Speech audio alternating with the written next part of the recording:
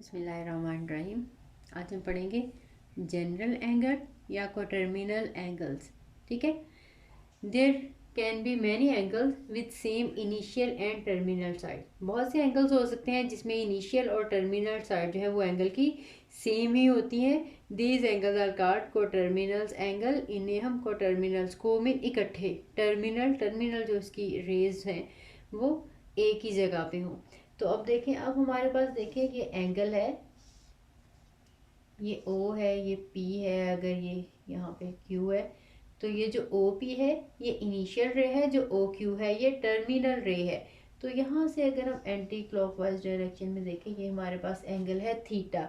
अब देखें यही वाला एंगल यहाँ पे हमारे O और P इनिशियल रे है और यहीं पे हमारी टर्मिनल रे जहाँ पे ऑलरेडी थी। देखिए ये इतना थीटा था, एक और रोटेशन कंप्लीट होने के बाद यहाँ तक जो एंगल आ जाएगा, ठीक है, इसको ये भी अब देखें इसमें इनिशियल रे भी वहीं पे रही है, टर्मिनल रे भी वहीं पे रही है, लेकिन एंगल देखें इतना था, इसमें हमारे पास 2 पाई ऐड हो गया है। यहाँ पे एंगल थीटा रेडियन था, अब हमारे पास जो एंगल है थीटा प्लस 2 पाई रेडियन। ठीक है, जो एंटी क्लॉकवाइज डायरेक्शन होती है वो पॉजिटिव होती है, इसमें ऐड होते जाएंगे। ठीक है, यहाँ तक एंगल था, एक रोटेशन कंप्लीट करने के बाद दोबारा वहीं पे आ जाएगा, तो ये थीटा प्लस 2 पाया गया। इनिशियल और टर्मिनल रेज उसी जगह पे रही हैं। इसी तरह से जितनी भी रोटेशंस जो हैं वो कंप्लीट करके अगेन जहाँ पे वो थी इनिशियल और टर्मिनल साइड वहीं पे आ जाए, तो उसमें 2 पाई ऐड होते जाएंगे हर रोटेशन में, क्योंकि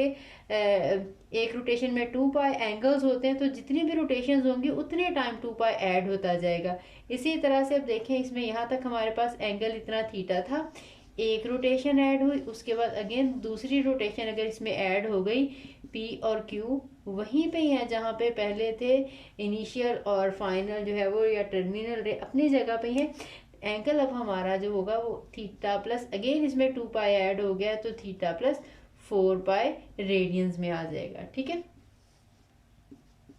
इसी तरह से अब अगर हमारे पास एंटी क्लॉकवाइज डायरेक्शन में, ये देखें ये हमारे पास थीटा एंगल है, अब अगर हम इसको एंटी क्लॉकवाइज रोटेशन में देखें, यहाँ से स्टार्ट है, अब हमारे पास जो एंगल आ जाएगा ये आएगा थीटा माइनस 2 पाई। इसी तरह से अगर यही वाली रोटेशन 2 टाइम देखें, यहाँ से 1 और यहाँ से 2, अब यहाँ तक आ जाएगी हमारे पास, तो अब ये थीटा माइनस 4 पाई आ जाएगा। ठीक है, क्लॉकवाइज डायरेक्शन में हम जो जितनी भी रोटेशंस जो है वो इसकी करते जाएंगे, उतने टाइम 2 पाई हम सब्ट्रैक्ट करते जाएंगे। इन सब में देखें इनकी इनिशियल और जो टर्मिनल रे है वो वहीं पे रही है। ठीक है, ये P भी वहीं पे है और Q भी वहीं पे है, ये हमारा वो था।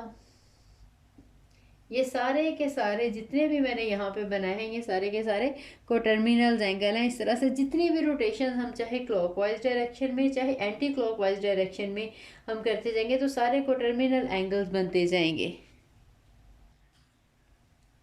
If in general, if angle theta is in degrees, then theta plus 360 k, where k belongs to z, is an angle coterminal with theta. अगर पहले हमने थीटा रेडियन में लिया था, अगर हम डिग्रीज में लेंगे, थीटा डिग्री में है, तो आपको पता है एक रोटेशन में 360 डिग्रीज एंगल होते हैं। ठीक है, तो 360 इसमें ऐड करेंगे। अगर हम रेडियन में लिख रहे थे तो 2 पाई लिख रहे थे, ऐड कर रहे थे। अगर हम डिग्रीज में लिखेंगे तो 360 आ जाएगा। साथ में आएगा के क्या चीज़ है, के बिलोंग्स टू जी। के कोई सा भी इंटीजर हो सकता है। जी हमारे पास क्या होता है, जी इज इक्वल टू, इसको 0 1 2 3 सो ऑन। ठीक है, इधर -1 -2 -3 सो ठीक है, ये सेट ऑफ इंटीजर है। जनरली हम इसको 0 +- 1 +- 2 +- 3 इस तरह से भी लिखा जाता है, यानी इन नंबर्स में से कोई सा भी नंबर हो सकता है। ठीक है, where k belongs to Z is an angle coterminal with theta. अगर तो हम इसको डिग्रीज में लगा रहे हैं तो फिर 360 की, अब देखें ये हम 0 लगा देंगे तो 0 × 360 थीटा ही रह जाएगा।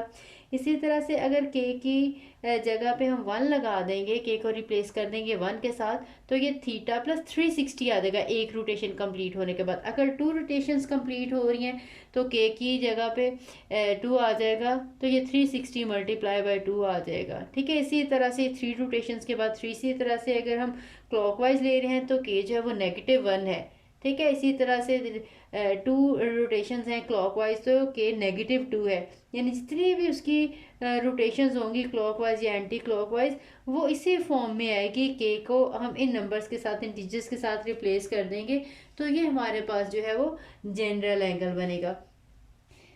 तो इसमें जितने भी एंगल बनेंगे, के की कोई सी भी वैल्यू हम इनमें से रखते जाएंगे, तो ये सारे के सारे एंगल को टर्मिनल एंगल्स ही आएंगे। ठीक है, एक रोटेशन के बाद, 2 के बाद, 3 के बाद, क्लॉकवाइज हो चाहे वो एंटी क्लॉकवाइज हो, तो हमेशा जो है ये एंगल जितने भी के की वैल्यू इनमें से लगाने के बाद बनेंगे वो टर्मिनल एंगल्स होंगे। If theta is in radians then theta plus 2 k pi. ठीक है, अगर बिल्कुल वही चीज़ है, इसमें 360 लिखा था, डिग्रीज में बात कर रहे हैं तो हम 360 लिखेंगे, और अगर हम रेडियन में बात कर रहे हैं तो 2 पाई है, के वही है। ठीक है, 2 k पाई या 2 पाई के लिख ले, एक ही बात है। आप देखें के को जब हम रिप्लेस करते जाएंगे इन इंटीजर्स के साथ, तो सारे के सारे वही कोटर्मिनल एंगल्स बनते जाएंगे। इसलिए जनरली हम कहते हैं कि जो हमारा जनरल एंगल है that is theta plus 2 k पाई। जब भी हम कोई एंगल लिखेंगे, 30 भी सपोज लिखना होगा तो हम 30 प्लस 2 k पाई लगा देंगे। और याद रखना ये जो इसमें के है ये इंटीजर्स में से है, यानी इन्हीं नंबर्स में से है। एक कंप्लीट रोटेशन होगी, 1 लगा देंगे, 2 लगा देंगे। ठीक है, फ्रैक्शन में नहीं लगाएंगे। इसमें ये इंटीग्रल नंबर्स हैं ये सारे के सारे, के इनमें से किसी को भी रिप्लेस करेंगे तो फिर ही को टर्मिनल एंगल बनेगा। this theta plus 2 k pi where k belongs to z is called general angle. Next है एंगल इन स्टैंडर्ड पोजीशन। ये स्टैंडर्ड पोजीशन में एंगल जो है वो कब होगा? An angle is said to be in standard position if its vertex lies at the origin of a rectangular coordinate system and its initial side along the positive x axis.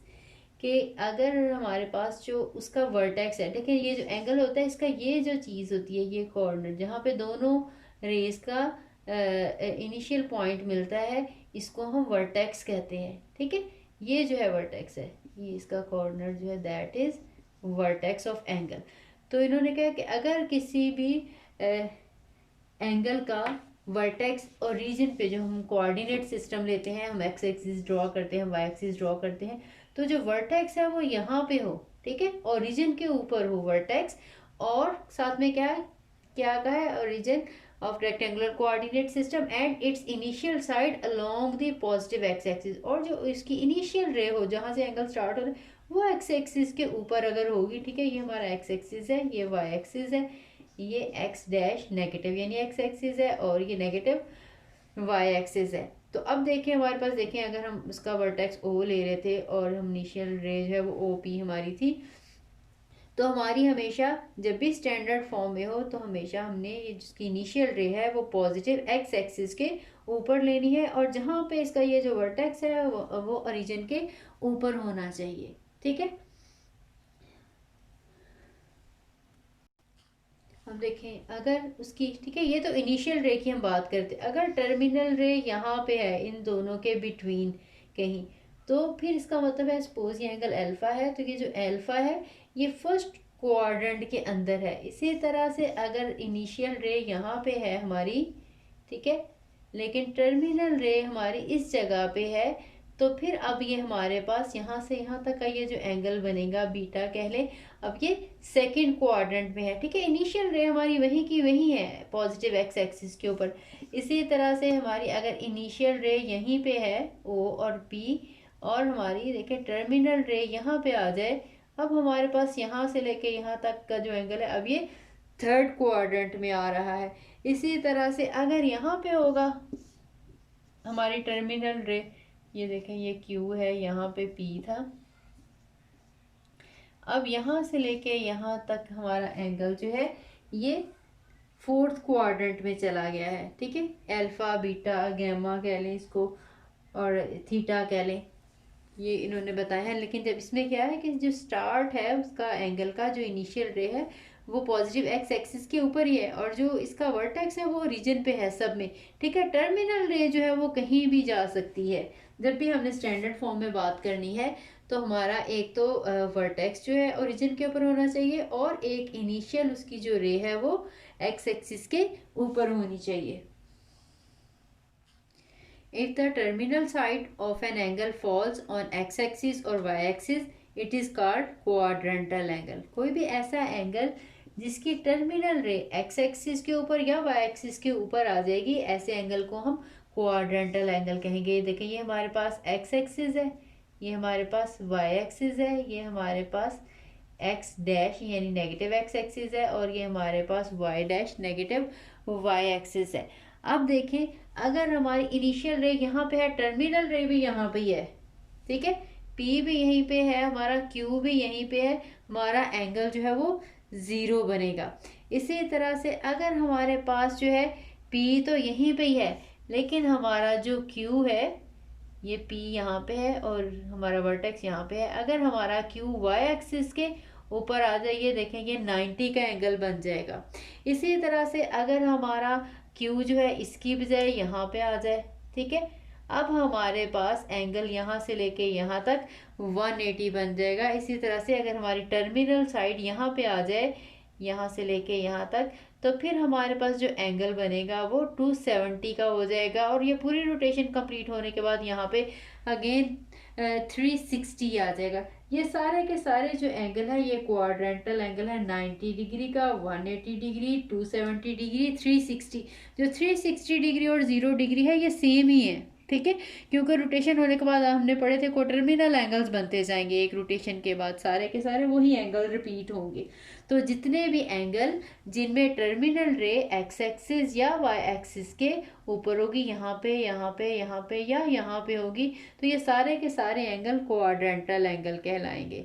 ठीक है, initial रे याद रखनी है कि जो initial रे है वो पॉजिटिव एक्स एक्सिस के ऊपर है, ये पॉजिटिव एक्स एक्सिस है, इस साइड पे नेगेटिव एक्स एक्सिस है, और जो उसका वर्टेक्स हो वो ओरिजिन पे हो।